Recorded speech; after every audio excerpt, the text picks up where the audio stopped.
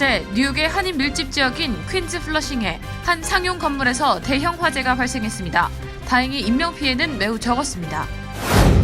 뉴욕주의 일자리 회복세가 여전히 전국 최하위권으로 나타났습니다. 특히 건설 부문과 관광객 감소의 영향을 크게 받고 있기 때문이라는 분석입니다. 한국인 2명이 주한미군 시설에 하도급 공사를 따내기 위해 입찰을 조작하고 가격을 담합한 혐의로 미국에서 기소됐습니다. 극심한 차량 정체로 악명이 높은 맨해튼의 혼잡 통행료 징수가 내년 말부터 시행될 것으로 보입니다.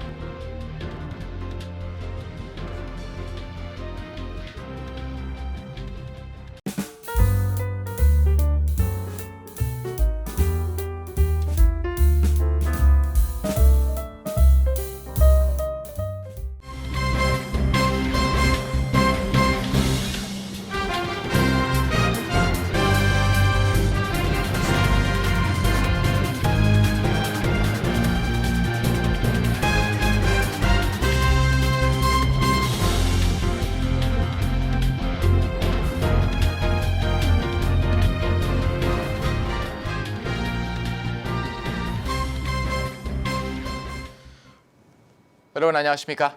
KBTV 뉴스9 이창환입니다. 어제 한일 밀접 지역 퀸즈 플러싱의 사용 건물에서 대형 화재가 발생해 200명 이상의 소방관이 투입돼 화재 진압에 나섰습니다. 화재로 건물 천장과 지붕이 무너져 내리면서 6시간이 넘도록 불길이 잡히지 않았지만 다행히 인명피해는 없었습니다. 첫 번째 소식 전상희 기자가 전합니다. 뉴욕시 소방국에 따르면 화재는 어제 오전 6시 10분쯤 플러싱 맨스트리트에 위치한 건물 1층에서 발생했습니다. 이 건물에는 의류, 잡화점 등 30개 이상의 작은 상점이 입점해 있는데 화재 진압을 위해 35개 소방대, 200여 명의 소방관들이 출동했으며 완전 진화까지 6시간 이상이 소요됐습니다. 소방국에 따르면 이번 화재로 인해 해당 건물 내부가 전소됐으며 천장과 지붕이 부분적으로 무너져 내렸습니다. 화재로 인한 사망, 실종자는 다행히 없으며 경미한 부상을 입은 5명은 인근 병원으로 후송된 것으로 알려진 가운데 피해 복구까지는 오랜 시간이 걸릴 것으로 예상돼 소상공인들의 영업이 불가능해 경제적 손실로 이어질 것으로 예상됩니다. 리처드 블래터스 뉴욕시 소방국 책임대행은 건물의 구조와 안전성에 대한 점검과 함께 화재 원인에 대한 본격적인 조사에 착수할 것이라고 전했습니다. 샌드라 황시 의원은 4년 전에도 이곳 루즈벨트 애비뉴에서 큰 화재가 발생해 소상공인들이 타격을 받았다며 같은 지역에서 또다시 큰 화재가 발생해 유감스럽다고 전했습니다. 이어 시 의회 차원에서 피해자들을 지원할 수 있는 방안을 모색할 것이라고 말했습니다. 한편 어제 출근 시간대 발생한 화재로 인근 주민들이 교통체증과 7번 전철 플러싱역 운행 중단 등 대중교통 서비스 이용에 불편을 겪었습니다. KBTV 뉴스 전상입니다. 전국적으로 일자리 회복세가 빠르게 진전되고 있지만 뉴욕주 일자리 회복세는 여전히 전국 최하위권으로 나타났습니다. 이 같은 원인은 건설 부문과 관광객 감소의 영향을 직접적으로 받고 있기 때문입니다. 보도에 전상희 기자입니다. 엠파이어 공공정책센터가 노동통계국 데이터를 이용해 분석한 결과에 따르면 뉴욕주의 지난 1월 현재 민간 고용 일자리는 2020년 2월과 비교해 5.8% 적었습니다. 전국 평균 일자리는 팬데믹 이전과 비교해 1.6% 정도만 모자란 상황이지만 뉴욕주 일자리는 여전히 더딘 회복을 보이고 있는 것입니다. 뉴욕주보다 일자리 회복 속도가 느린 곳은 관광산업 비중이 절대적으로 큰 하와이뿐이며 팬데믹 이전보다 일자리가 10.9% 줄어든 상태입니다. 전국에서 뉴욕주와 가장 비슷하게 고용 회복 속도가 느린 곳은 경제 규모가 작은 버몬트주입니다. 엠파이어 센터는 뉴욕주와 인접한 다른 주들은 훨씬 일자리 회복 속도가 빠르고 뉴저지주의 경우 팬데믹 전과 비교하면 단 2.2%만 일자리가 모자라다고 평가했습니다. 텍사스주 1.2%, 플로리다주 1.6%, 노스캐롤라이나주 1.8% 등을 포함한 13개 주는 이미 팬데믹 이전보다 일자리 수가 더 많아졌습니다. 뉴욕주 고용 회복이 특히 더딘 이유는 건설 부문과 관광객 감소의 영향을 직접적으로 받는 호텔, 식당 등 접객 산업 때문입니다. 뉴욕주 1월 건설 일자리는 팬데믹 전에 비해 8.7% 모자라 일자리 수 격차가 전국에서 가장 컸으며 접객 산업 일자리도 15.4% 줄어 최하위권을 보였습니다. 다만 출판과 미디어 산업을 포함하는 정보 산업은 유일하게 팬데믹 전보다 고용 수준이 낮은 것으로 파악됐습니다. 뉴욕주 감사원이 분석한 자료에도 뉴욕주 경제의 상당 부분을 차지하는 뉴욕시 건설 부문 일자리가 부실한 것으로 파악됐습니다. 또 공연, 박물관, 스포츠 등의 일자리는 활성화되는 분위기이지만 사무직의 경우 근로자 수는 늘고 있으나 여전히 재택근무 비중이 높아 오피스 상권이 활기를 띠지 못하고 있습니다. 뉴욕시는 최근 관광 캠페인 등을 포함한 경제 활성화 계획을 내놨습니다. KBTV 뉴스 전상입니다. 한국인 2명이 주한미군 시설의 하도급 공세를 따내기 위해 입찰을 조작하고 가격을 다박한 혐의로 미국에서 기소됐습니다. 김은지 기자의 보도입니다. 미국 법무부는 지난 17일 한국 건설업체 간부를 지낸 신모 씨와 권모 씨에 대해 텍사스주 서부지구 연방대배심이 기소 판결을 내렸다고 발표했습니다. 공소 사실에 따르면 두 사람은 수백만 달러 규모의 주한미군 시설 유지보수 하도급 공사를 수주하기 위해 2018년 11월부터 다른 업자들과 함께 입찰 조작과 가격 담합을 공모한 혐의를 받고 있습니다. 기소장에 적시된 혐의는 거래 방해 공모와 금융사기 등 모두 7건입니다. 법무부는 두 사람이 거래 방해 공모로 최대 징역 10년과 벌금 100만 달러를, 금융사기 혐의로 징역 20년과 벌금 25만 달러를 선고받을 수 있다고 밝혔습니다. 이어 주한미군 시설공사 입찰 조작, 담합과 관련해 현재 수사를 계속 진행 중이며 이번 사례가 첫 기소라고 강조했습니다. 법무부 반독점 형사 2부, 육군범죄수사대 CID, 연방수사국 FBI는 현재 텍사스 서부지검 협조를 받아 연방정부 차원에서 수사를 진행하고 있습니다. 조나단 켄터 법무부 반독점 부장관은 입찰 조작, 가격 담합, 사기는 범죄라며 미군 해외 주둔지에 해를 끼치는 범죄자들의 불법 행위를 좌시하지 않을 것이라고 밝혔습니다. 루이스 캐사다 FBI 범죄수사부 부국장은 피고인들은 불법을 저질렀고 근본적으로 공정거래 원칙을 훼손했다며 이번 기소는 FBI와 법 집행기관이 해외에서 벌어진 사기 음모 수사에 전념하고 있다는 것을 보여준다고 말했습니다. KBTV 뉴스 김은지입니다. 극심한 차량 정체로 악명이 높은 맨하튼의 혼잡 통행료 징수가 내년 말부터 시행될 것으로 보입니다. 김은지 기자의 보도입니다. 메트로폴리탄 교통공사 MTA는 지난 16일 열린 뉴욕시 의회 예산 청문회에서 올해 연말까지 연방정부의 최종 승인을 받아 늦어도 2023년 말에는 혼잡 통행료 징수를 시작할 것으로 예상된다고 밝혔습니다.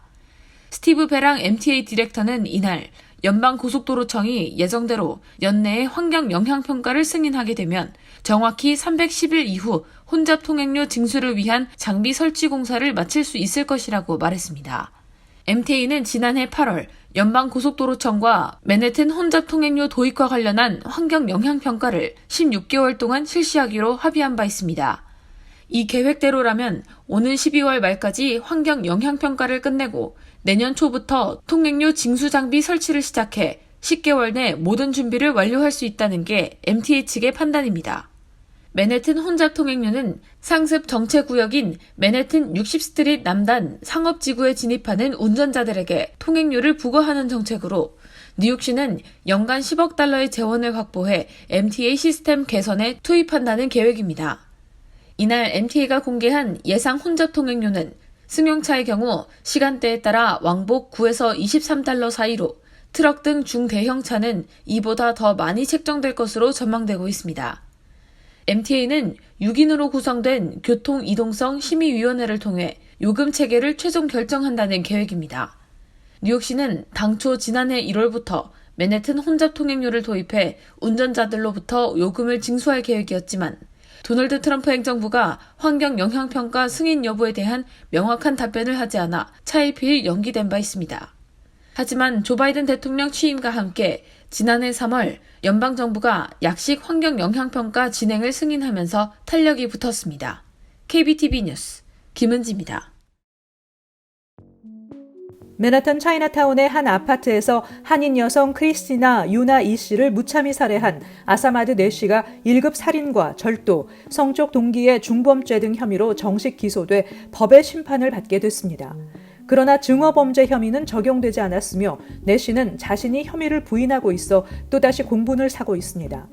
뉴욕포스트가 보도한 내용에 따르면 이 씨를 무참히 살해한 내쉬는 체포 당시 경찰에 다른 사람에 의해 다친 이 씨를 도우려 했다고 말하며 범행을 부인했습니다.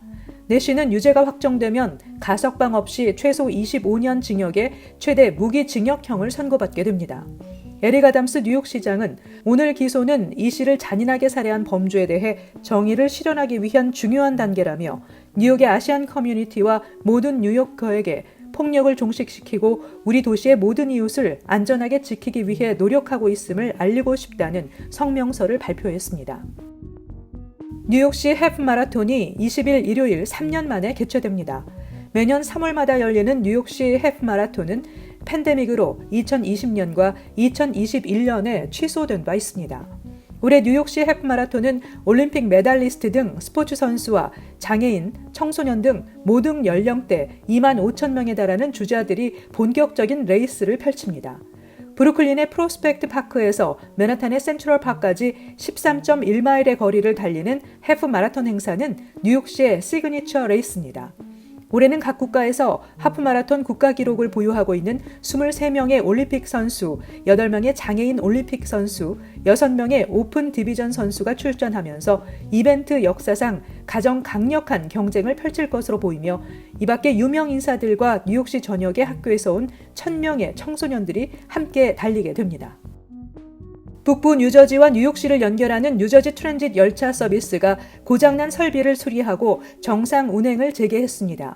뉴저지 트랜짓은 지난 7일 강풍으로 인해 북부 뉴저지 뉴워크시 서쪽에 있는 메이플우드 타운의 철로 근처에 나무가 쓰러지면서 전선이 끊어지고 운행 설비가 파괴되는 사고를 당했습니다.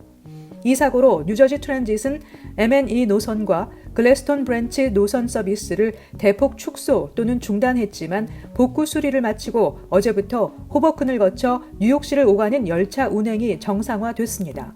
새롭게 복구된 서비스 내용 등은 뉴저지 트랜짓 교통정보 웹사이트 또는 휴대폰 사용자를 위한 교통정보 앱을 다운로드해서 참조하면 됩니다. 국책 모게지 기관인 프레디맥에 따르면 30년 만기 고정금리 모게지의 평균 이자율은 지난주 3.85%에서 이번 주 4.16%로 뛰었습니다. 제2융자로 인기인 15년 만기 고정금리 상품은 3.09%에서 3.39%로 올랐습니다. 프레디맥은 4% 이상 기록은 2019년 5월 이후 처음이라고 설명했습니다. 전국 2,200여 개 회원사를 둔 몰게지 은행협회가 파악한 이자율은 이미 지난달 4%를 넘었고 이번 주는 4.27%까지 치솟았습니다. 지난해 1월 2.65%로 사상 최저를 기록한 몰게지 이자율은 지난해 연중 절반 이상 기간 동안 3%를 밑돌았습니다. 그러나 연준이 그동안 시장 안정을 위해 취했던 몰게지 담보 보증권 매입 조치를 지난주 완료하면서 이자율이 치솟고 있습니다. 잠시 후 커뮤니티 브리핑을 전합니다.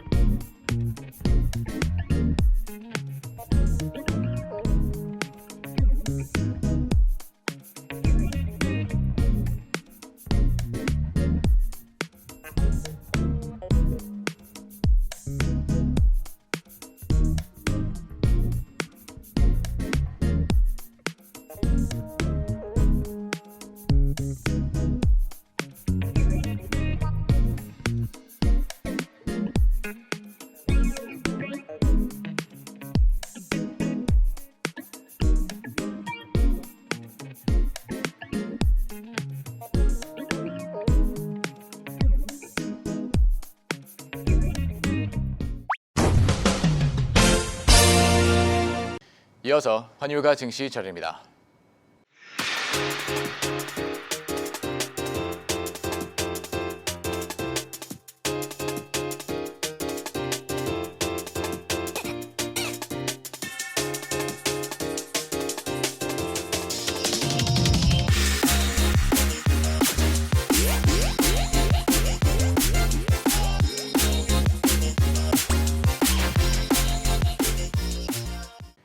잠시 후 뉴욕과 뉴저지 날씨 전해드립니다.